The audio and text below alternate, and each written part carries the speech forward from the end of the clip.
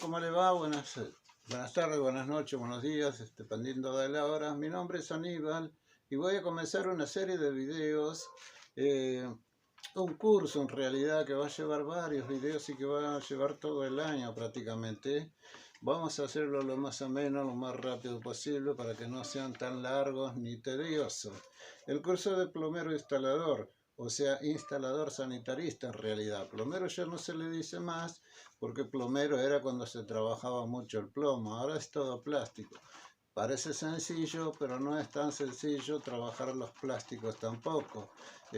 Tenemos que saber en dónde, en qué lugar, cómo, forma, diámetros, ventilaciones, toda una serie de cuestiones que van a hacer que una instalación funcione en perfectas condiciones, ¿no? Debemos considerar primero, empezar por los desagües, que es por dónde vamos a vaciar. Nosotros abrimos una canilla y necesitamos lo primero que necesitamos el desagüe para que se aleje de nuestro lugar de vivienda el agua esa. Esos desagües están compuestos generalmente por líquidos y un porcentaje X de sólidos, líquidos y sólidos. Ese conjunto nosotros lo llamamos efluentes porque van a fluir por las cañerías, ¿no? Distintos tipos de cañerías.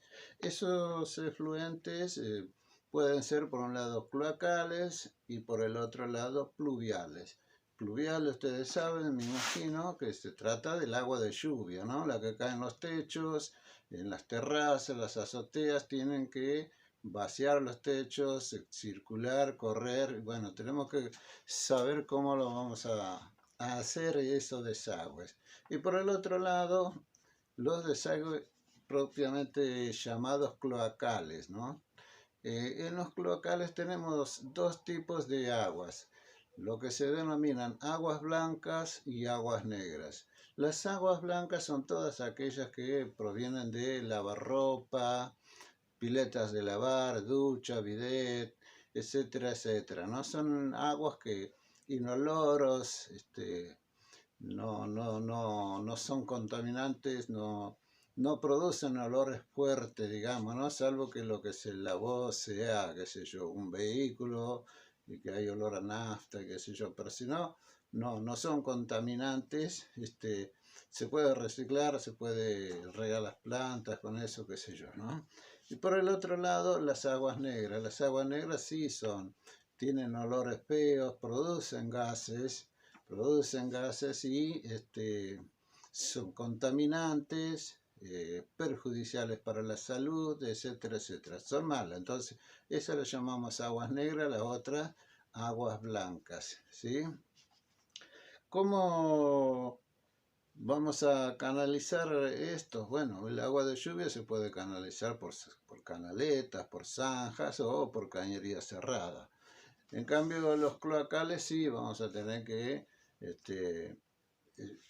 conducirlas, que fluyan por cañería cerrada, lo más cerrada que se puedan, sin dejar de considerar que por ahí tenemos que tener alguna tapa para poderlo limpiar si en algún momento se tapona, ¿no? Porque hay gente que tira cualquier cosa en el inodoro y llega a taparse las cañerías, o porque se llenó el pozo, o porque X motivo siempre se puede tapar. Entonces, a la hora de hacer una instalación, tenemos que proyectarla bien primero y ver a dónde vamos a poner una cámara, un acceso, etcétera, etcétera, ¿sí?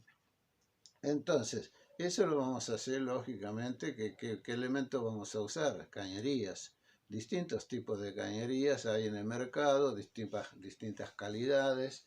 Siempre conviene elegir la mejor calidad, pagar unos pesitos más, pero poner mercadería, como dicen ellos, productos de buena calidad, ¿no? Hay muchas marcas que son muy buenas, los plásticos han avanzado muchísimo. Yo recomiendo siempre que cuando van a comprar para hacer una instalación, vayan a las casas de sanitarios, no a la ferretería, porque por ahí la calidad que tienen los ferreteros no es la misma, es un poco más inferior. La buena calidad está en las casas que son exclusivamente de sanitario, donde compran todos los plomeros, ¿no? Entonces, caños para los tramos rectos. Y después para las desviaciones, usaremos, para un montón de otras cosas usamos accesorios, ¿no? Los accesorios son, llamamos accesorios a las curvas, los codos, los ramales, cuplas, las reducciones. Hay un montón de elementos que después lo vamos a ir conociendo mientras avancemos con los videos. En este primer video va a ser todo un pantallazo, así por arriba nada más, ¿no? Entonces, ese conjunto de elementos van a formar la instalación, ¿no? Esa instalación tiene que ser adecuada al tipo de uso que se le va a dar. No es lo mismo para una vivienda donde hay una familia sola, o si es una vivienda donde hay 3, 4 familias, o un terreno donde hay varias casitas para el fondo y todos usamos la misma cañería. No, no es lo mismo para un hospital, para una escuela, para una fábrica, para un club. Entonces cada uso tiene que tener su tipo de instalación. No son todas las instalaciones iguales. Eso tenemos que tenerlo bien en cuenta.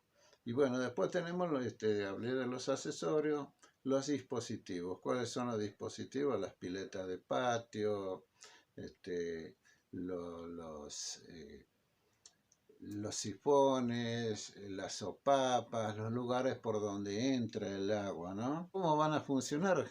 Lo más práctico, lo más útil, lo que siempre se hace es por gravedad. O sea que la fuerza de los efluentes, el peso, perdón, de los efluentes, tiene que ver con la fuerza de gravedad, que es la que los va a ir empujando y van a ir cada vez más abajo, ¿no? Por su propio peso.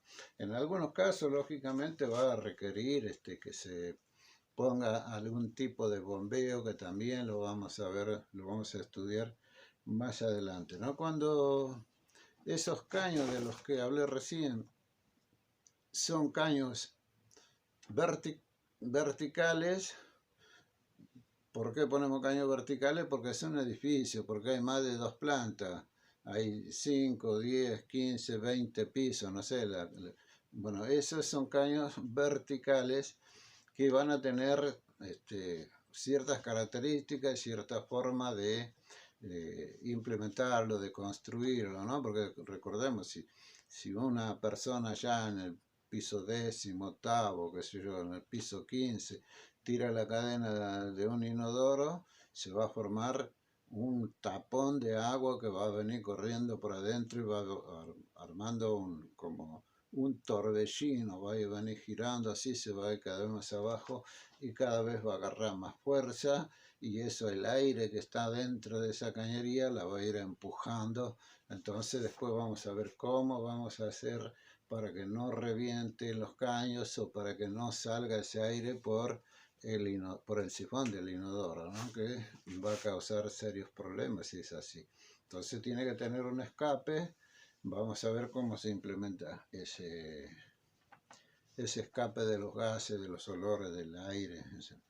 Cuando es horizontal, decimos horizontal porque en realidad no es horizontal, porque horizontal sería que esté a nivel. Siempre va a tener una inclinación hacia un lado o hacia el otro, ¿no? Es lo que llamamos pendiente.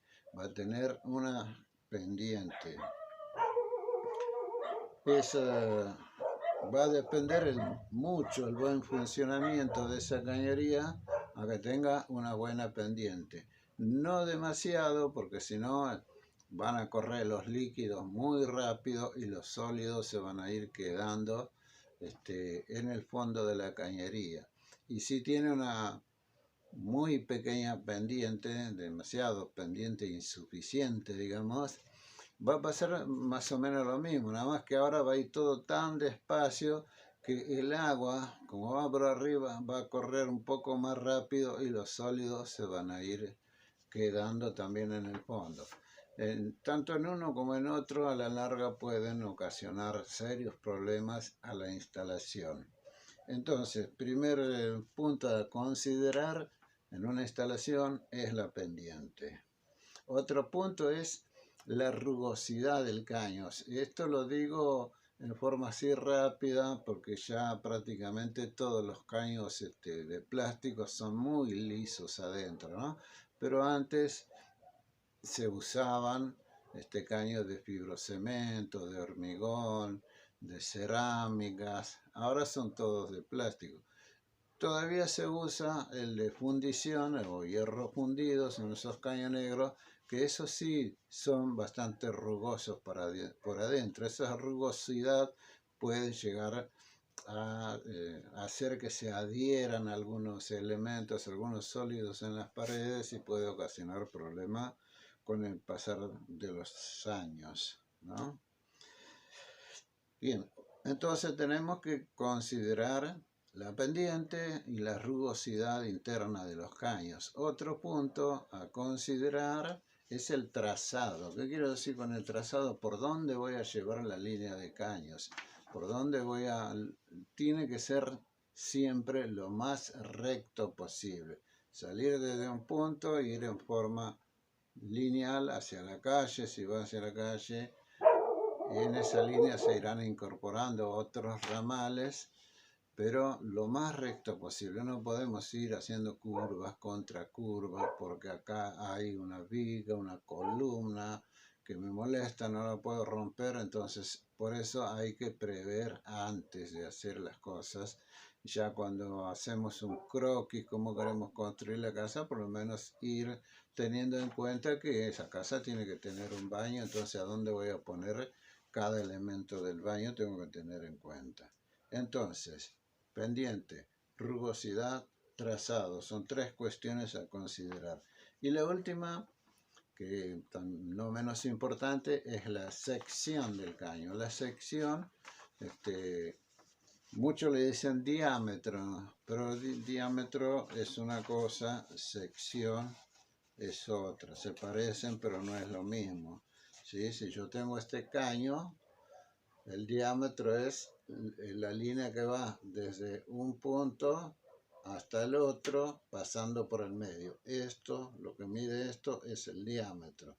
Y la sección es todo, no es lo que va por afuera, no, es todo. Se mide en centímetros cuadrados, en milímetros cuadrados, se saca por medio de una fórmula que es pi por radio al cuadrado, que después lo vamos a ver un poquito más. Entonces la sección es muy importante. No vamos a poner un caño así grande de 110 para una pileta de lavar, qué sé yo, ni tampoco voy a poner un caño así finito para un inodoro, por ejemplo, ¿no? Para cada cosa tiene su diámetro. Ya les digo que en un baño de uso familiar, digamos, las cañerías que van a ser tres medidas, ¿no? Tres, sí. El de 110 que va bajo el inodoro, el de 63 que sale de la pileta y de la pileta de patio, y el de 40 que ingresan a la pileta de patio, las acometidas. Eso, son más o menos las medidas que se trabaja. Hay otras medidas que después las vamos a ir viendo con el correr de los videos. Bueno, entonces todo eso desagüe va a dónde va a ir en definitiva, porque es lo que nos interesa, es sacarlo de nuestra vivienda, alejarlo, desecharnos, deshacernos de eso.